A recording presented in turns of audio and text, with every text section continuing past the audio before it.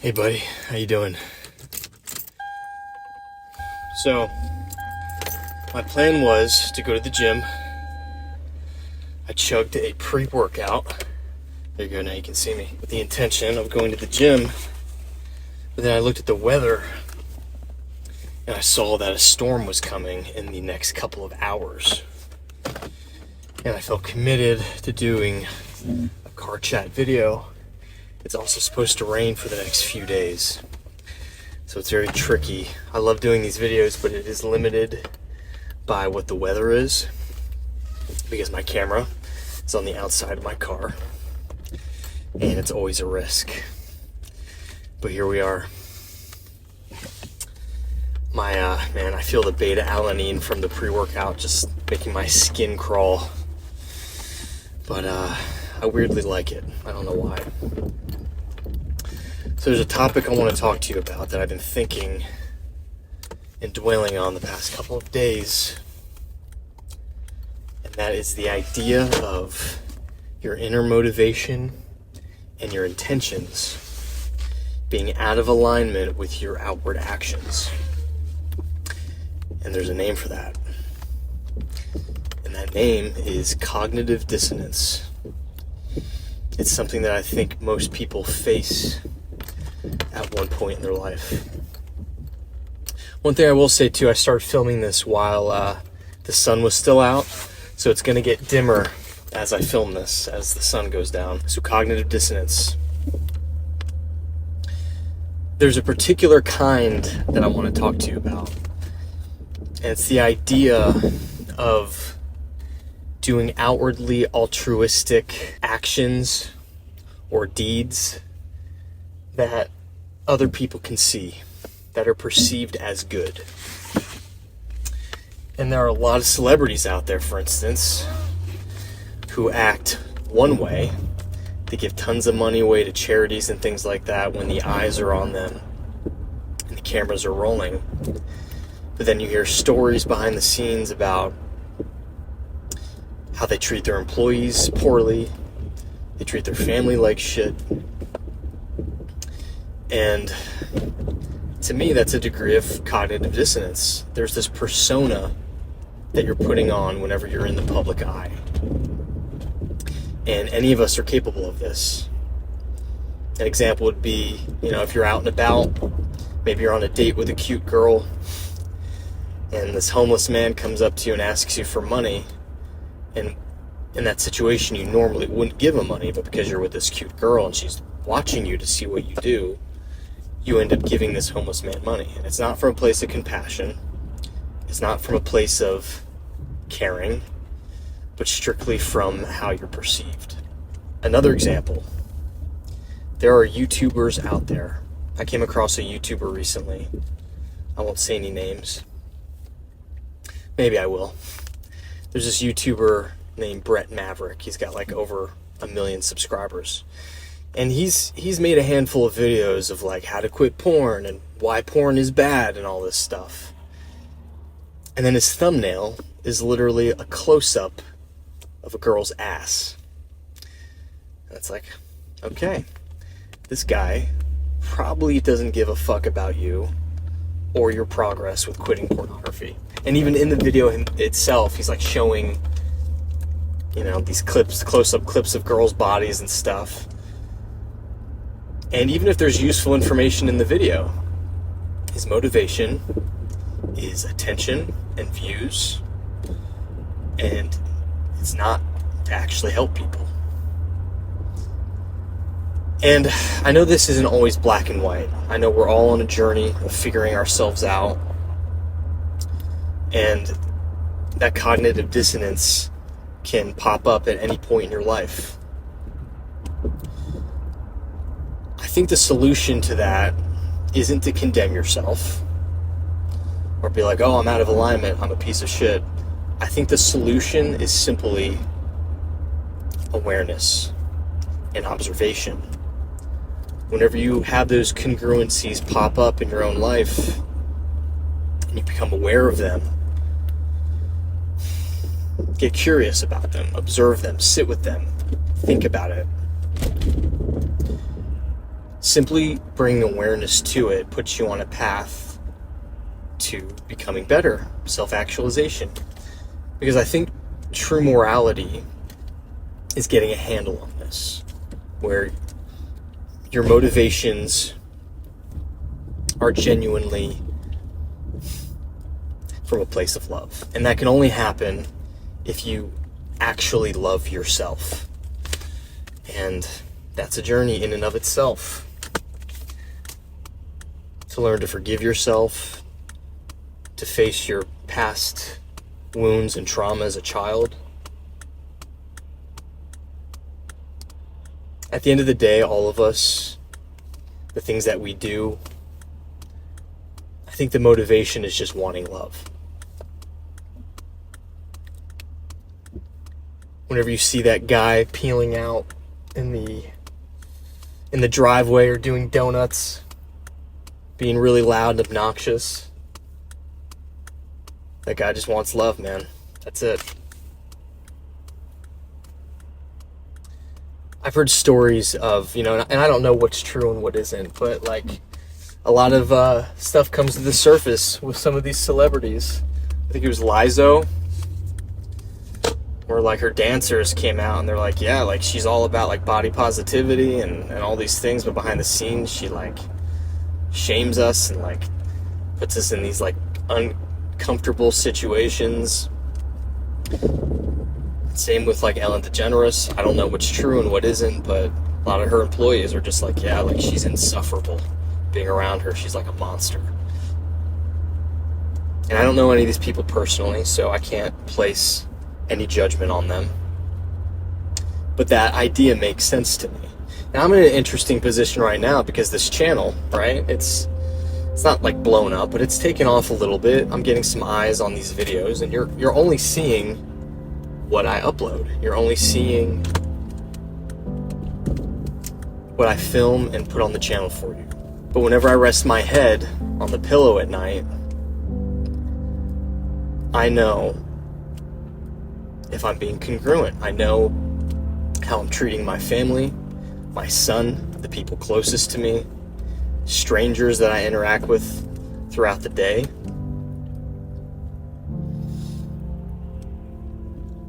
And if you continue to put on a persona of goodness and kindness and niceness, I think that's why a lot of women hate nice guys, because they sense that something's off. It's like, this guy is being so nice, but I don't think it's from a place of just generosity. Like, this guy wants something from me, and they don't trust that. So don't do this for other people, do it for yourself, because I think the only way to truly have fulfillment and peace and to rest easy at night is to know that you're in alignment. You're not just putting on a persona throughout your life of being a good guy or being someone who is altruistic or kind, but that's actually who you are, or at least who you're striving to be. So if inwardly you're just annoyed by people, you feel like you hate people, but you're still nice because you don't want any trouble, my advice to you, and even myself, I'm in the same boat with you, I'm still working on this stuff, is to shine awareness on it, become very aware, meditate on it. Whenever you find yourself doing a good deed or being kind to somebody, even in that moment, be aware of your motivation. Why am I doing this right now? Is it because people are looking at me, or is it because I have a degree of compassion for this person, because I actually care? And this will carry over into other areas of your life. Even women, you'll give off this sense of realness and genuineness, and women feel safer around that kind of mentality. They have very good intuition, they can tell. Real quick, I want to mention, I started a community. It's called the Conscious Men Community, and it's growing pretty fast. We started Zoom meetings. It's a bunch of like-minded guys. This is the kind of stuff we discuss. Bettering ourselves, quitting pornography, self-awareness, just the self-improvement journey in general. If you're a guy and you want community with like-minded men and accountability, click the link in the description, watch the welcome video. We have about 40 members right now. When it hits 50, I'm I'm going to double the price because I want to keep this group small. I want to keep it personable and manageable. So once it gets to 50, I'm doubling the price. When it gets to 100, I'm going to double the price again, and so on. I'm very active in the community. You'll have direct access to me. I charge quite a bit for one-on-one sessions. So if you can't afford that and you want to talk about some things, joining this community is the answer. And you also have access to a ton of other guys who are on a similar journey. I really believe in this.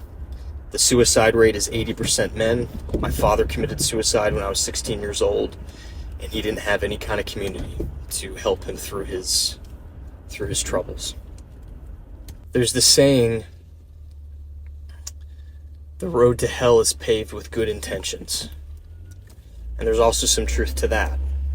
On the opposite end, you can have all these intentions to do something good for your family, for yourself. You might be spending all this time planning, but then you never take action. And there's a toxicity to that as well. If you're not taking action, and you're just sitting around and only questioning your motivations and you're paralyzed, that's the other end of the extreme. Because then there's the Bible verse, in James, I believe it is, faith without works is dead. Oftentimes the Bible uses the metaphor of works, calling it fruit. If you don't have any fruit in your life, and you talk about morality or you talk about your religion, but there's no genuine compassion or empathy or love, then it's meaningless. So I think where it meets in the middle is do the good deeds in those moments whenever you feel that pull to do something that's considered moral or compassionate, regardless of the motivation. Even if eyes are looking at you and you feel like, oh, I want to be perceived as a good person, do the good deed, but then after the fact, just reflect on it. Reflect, like, why did I do that? Is there a way for me to get to a place where I do these good deeds and it's strictly for myself, it's strictly for the other person? We're all on this journey, and I don't claim to have all the answers, but I have found that there have been plenty of times in my life I've actually been in the exact situation where I was on a date with a cute girl, and a homeless guy approached me, and he was really shady. He seemed kind of hostile and aggressive, and I was annoyed. And instead of me just being like, no man, I'm good, take off, which would have honestly been more in alignment with where I was the nice guy. I was like, oh, here you go, sir. I like gave him like $5 or something. And then after the fact, I thought about it. I was laying in bed at night, and I was just like, there was nothing genuinely loving or compassionate about me giving that homeless man money. In that moment, I did it strictly out of fear of how I would be perceived by the cute girl I was with. This was a couple years ago. And by reflecting on that area of my life has vastly improved. I've become more consciously aware of what my motivations are, what my intentions are. And it's crazy because as I start to genuinely love myself, forgive myself, be patient with myself on this journey, the more I start to see other people through that same lens. And, if I see someone struggling, the chances of me viewing them from a place of compassion, of like, man, I've been there before, I kind of feel their pain a little bit, let me do what I can right now in this moment. When I do things from that place, I just feel much more at peace. I feel like I'm being congruent. I'm maybe one small step closer to the version of myself that I know I'm capable of being. And that feels really good. So maybe at the end of the day, there still is a degree of selfishness to it. But that selfishness, it's not one of those things where I just want to elevate myself while other people are diminished. I want to be elevated, but then I also want other people to be elevated too. I start to take a step back and look at humanity as a whole. This is a very complex topic. I am aware that I don't have all the answers, but I am seeking. And I have a feeling that if you're watching this video, you're seeking too. Let me know in the comments if you have any insights, if some of these things that I'm talking about connect some dots for you. Click the link in the description if you're curious about the community. It's not for everybody, but so far it's attracting a very specific kind of person, and it's been amazing to see it unfold. That's all I got for you tonight. You are loved, you matter, and you've barely scratched the surface of what you're capable of. I'll talk to you soon.